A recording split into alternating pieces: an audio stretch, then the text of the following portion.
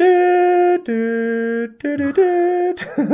the fuck is that? It's the intro. Yeah, definitely the intro. Hello, welcome to Popcornography review of Game of Thrones season 5. It's the first one we've done. It's the first time we've done something like this, isn't it? It is. But the show, I'm a huge fan of the show. I absolutely love it. I don't know what I'm going to do for the next 9 months, to be honest. Maybe make a few more little reviews of something else. But yeah, it's over. And I thought we'd get Sam. Say hello. Yeah. There's me, Rick, and there's Graham. Yeah. And we're just going to go through it. I'm going to start from episode 1. I believe this will be part 1. We'll do part 2 as well. We'll do them in 2 halves. So, and let's just kick it off. Scene starts off. Tyrion. And it feels so long ago, this scene. But them two together, I actually really, really like them two. I thought they worked well.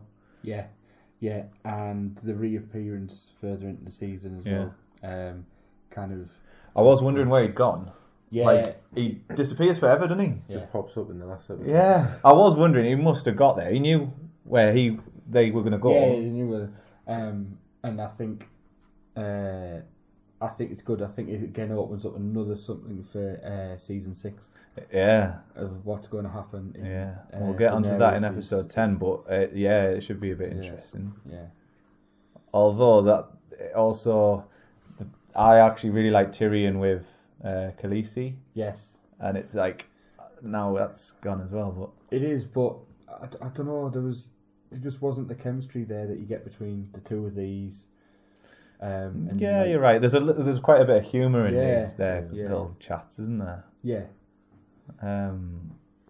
But I think when he was sat with Daenerys, when they were in that room, I thought, because they're quite similar, aren't they? Both of them have had isn't it like the dads who hated them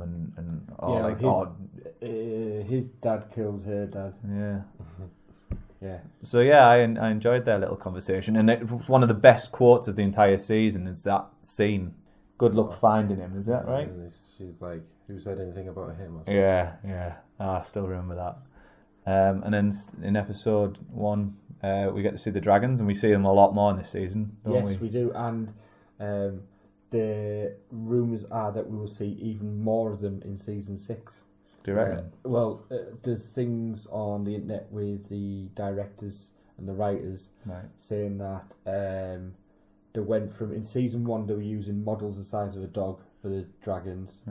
In season 5, the biggest thing they can carry onto set by hand is the heads. The bodies have to be mechanically lifted in.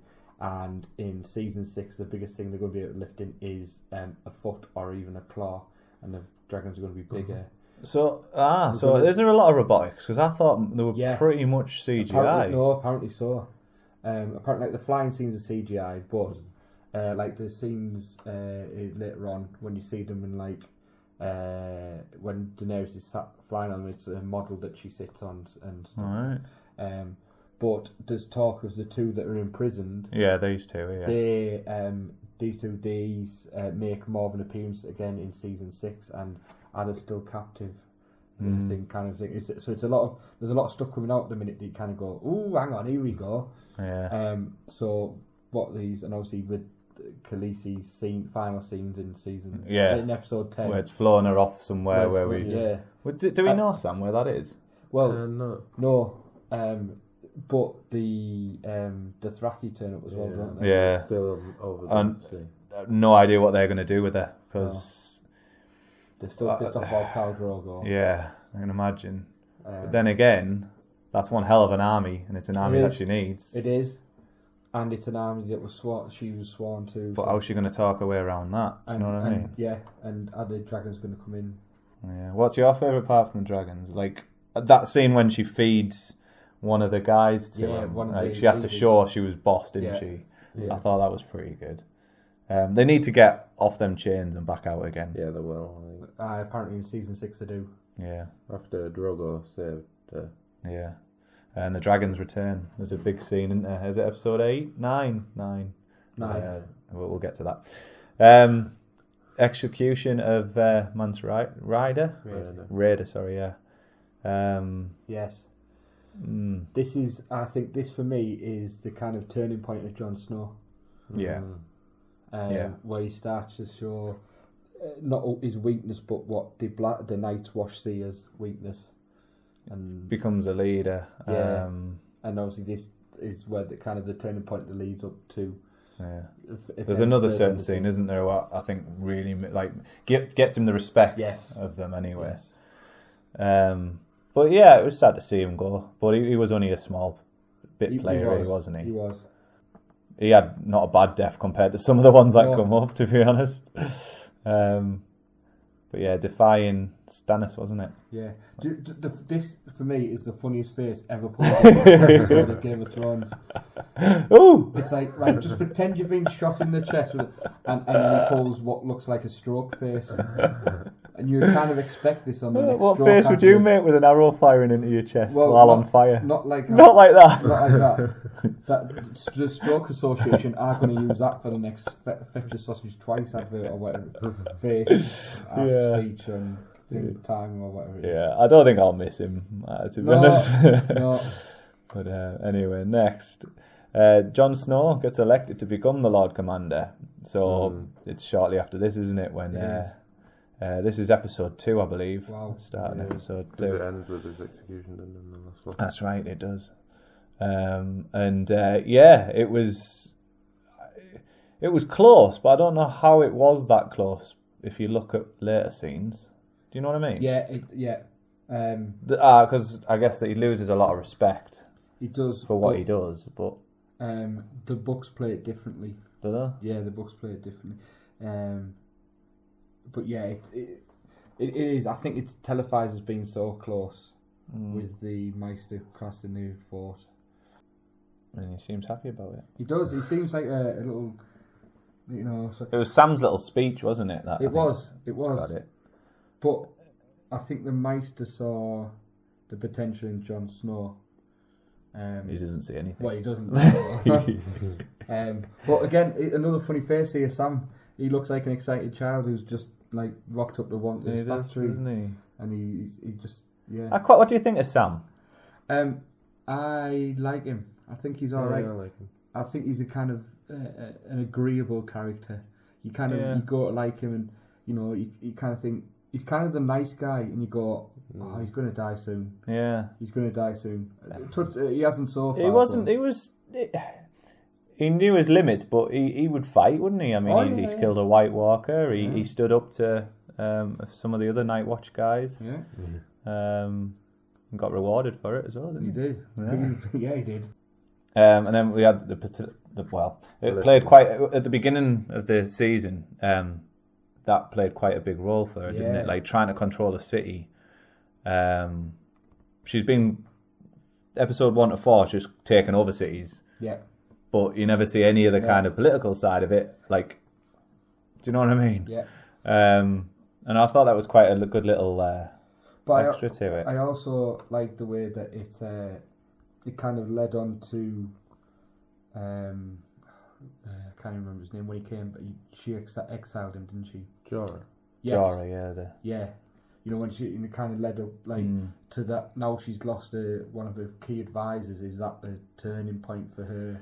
And it was a more difficult season, wasn't it, for her? Like she was. And then obviously with events that happened further on, it kind of I liked it, kind of showing that she isn't a natural leader that previous seasons have made out to be, and is it a case of that she's been massively assisted by her advisors? Yeah, and I think realising she just can't just get away with anything and do exactly what she wants, having to give to the slave, bring back the fighting pits and stuff like that. Totally. And I thought that was a good little twist. And then still episode. Oh, this is episode 3 now. Sansa Stark returns home. Yeah.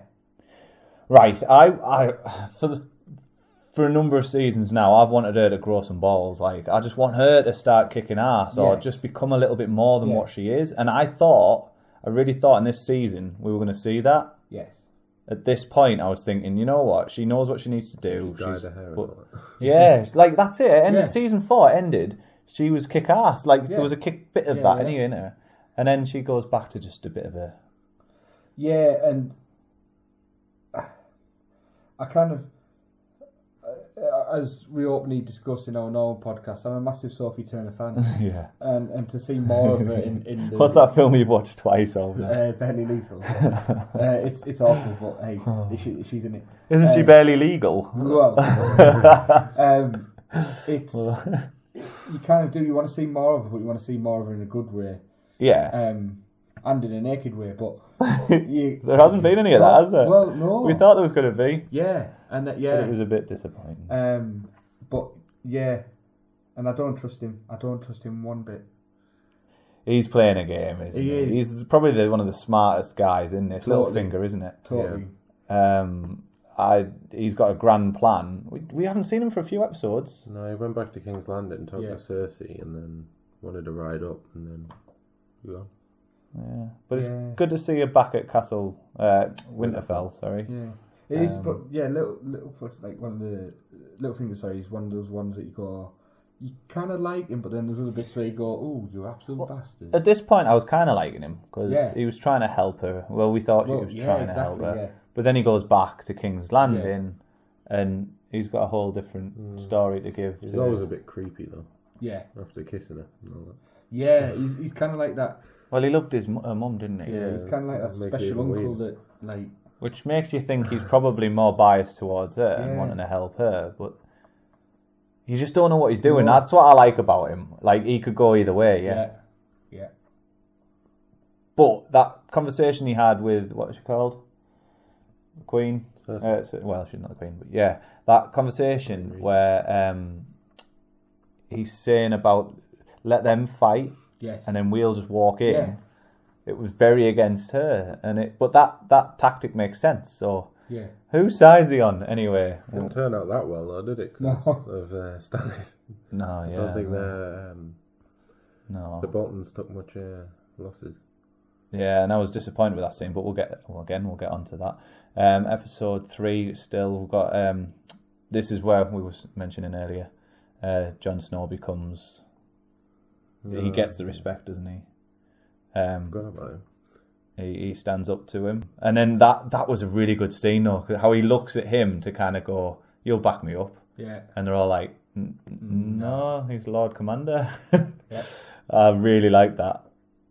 And then it's the exact scene where he's like, it's harking back to what his dad did in the first season. Yeah.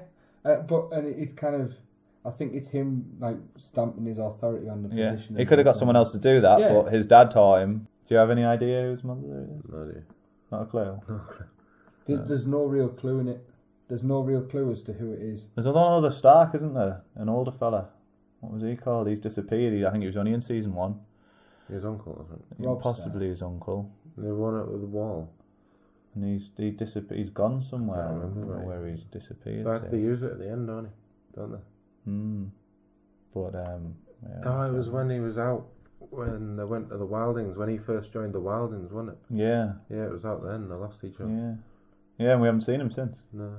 We don't know if he's alive or dead or what. I don't know, they do that a lot, don't And then we've got his little brother as well, who's he's gone off to the tree, hasn't he? Right. Which we knew, they said straight away, he's not going to be in this.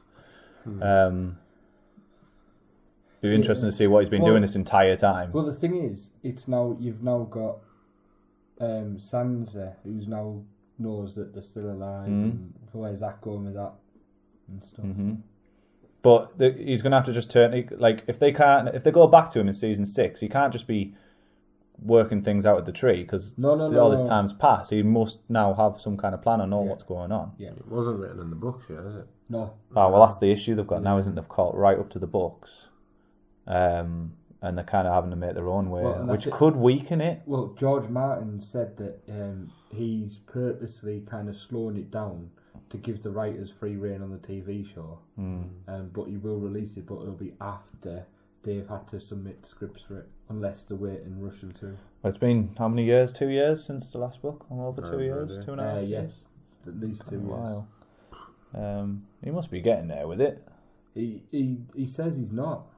He says Is he he's not? He hates people badgering. Yeah. Well, you can't really push him, can you? He's writing loads of other books as well. Is he?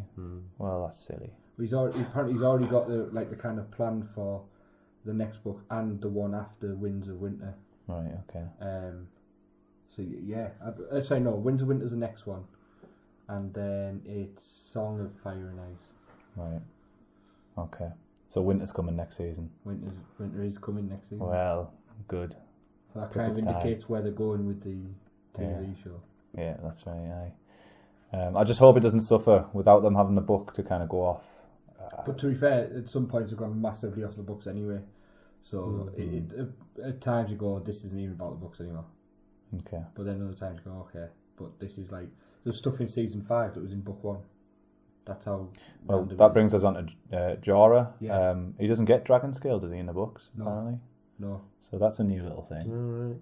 No. Yeah, I don't think he gets it in the books. So they've added that. And I think that's kind of what, keeping their options open as to what they do with that. They've definitely kept their options open Yeah. after the last episode. Like, it's made so many more questions.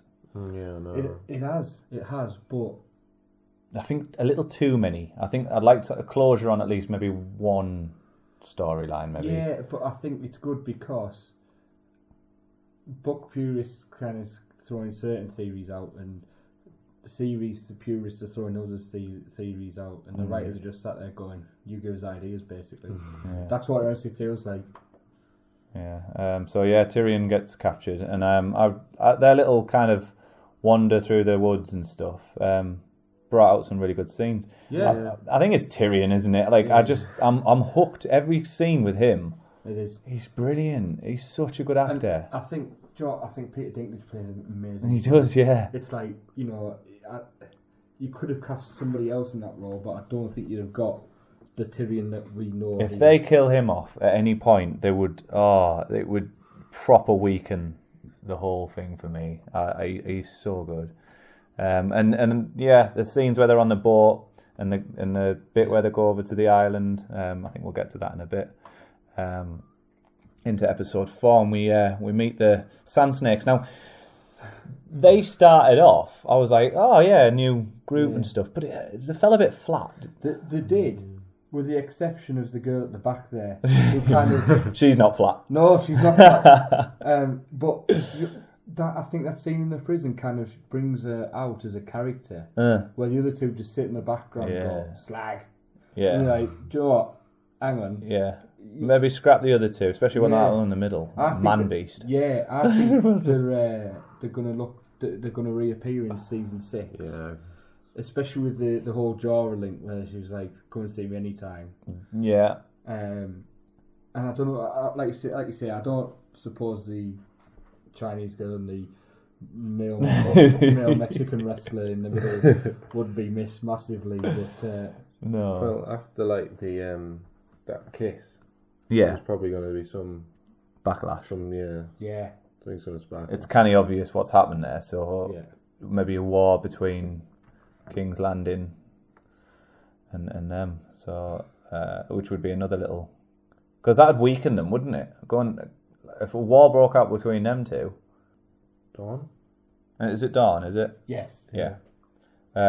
Between them two houses.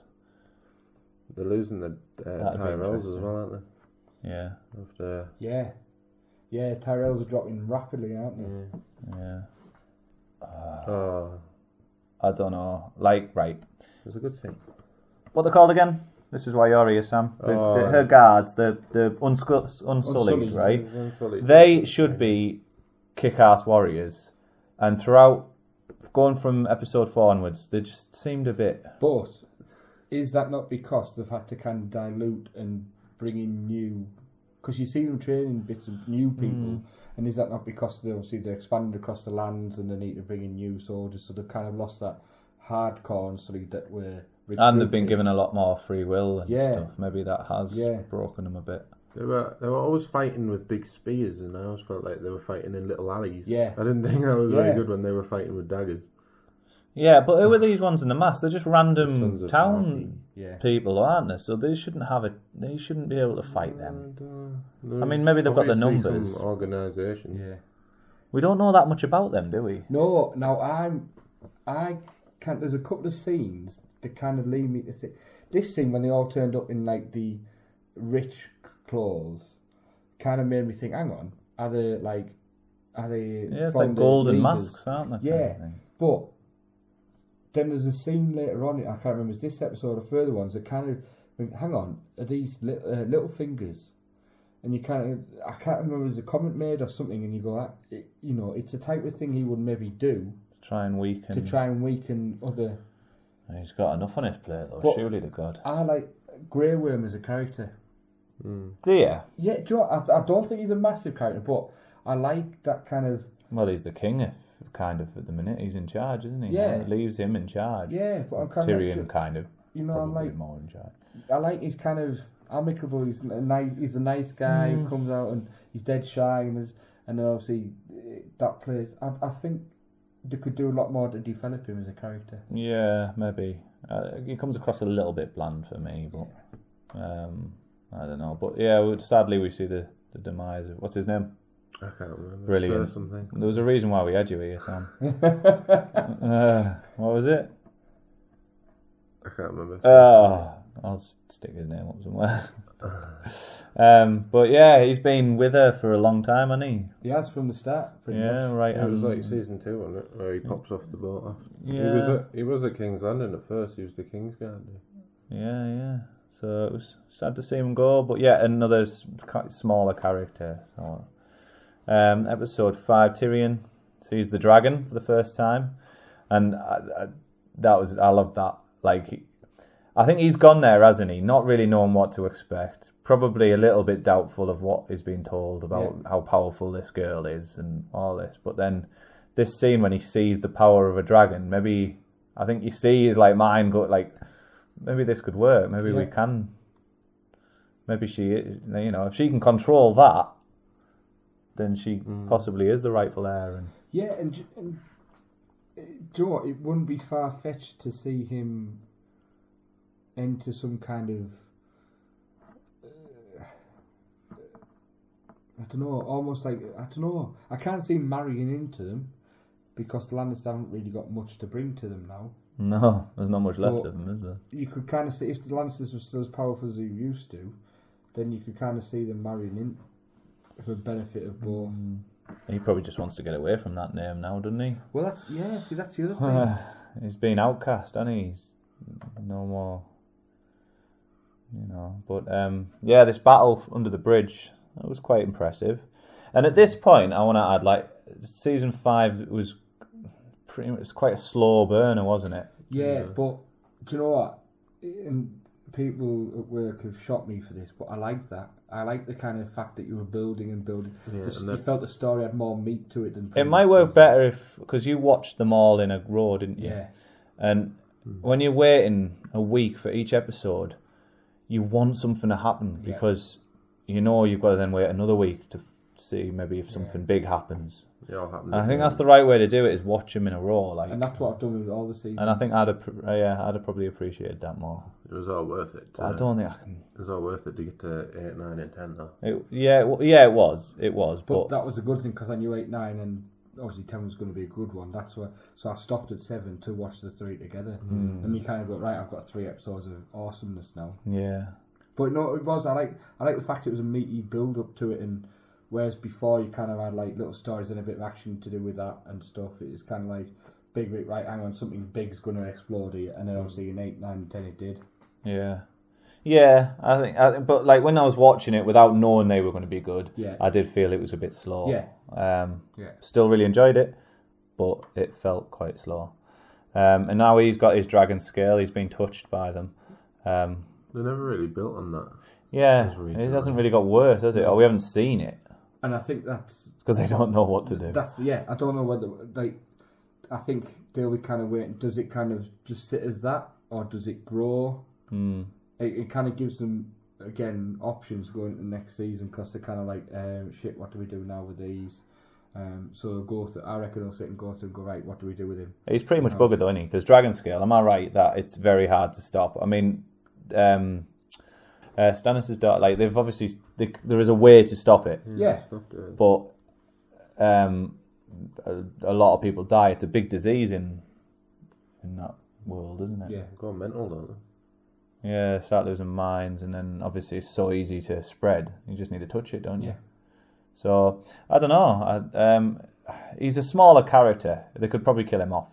Do you know what I mean? Like they could, but does that then detract from the Daenerys story? Because he's kind of been her rock, and you know. Well, turning into a rock as well. Yeah. yeah. And I believe was it episode 5? Ramsay Yes. Bolton marries Sansa. Yes. Yeah, you've got him now finding out about another child coming, which Yeah. he might lose his power, mate, isn't he? Well, that's it. That's the other thing. It's kind of like He's a good character to hate him. he is. He is an easily hated character. They needed that when we lost Joffrey. We needed that. It was sad to see him go. I used to love to hate him. Who, Joffrey? Yeah. Oh no, I couldn't stand him. No, but it was you need every someone like that, don't you? You need a Yeah, but I think scene like that. Ramsay's better than Joffrey. Yeah. Right. Well, that was the end of part 1. We'll come into episode. We'll start from episode 6 in part 2. So make sure to join us, and we'll see you on the other side.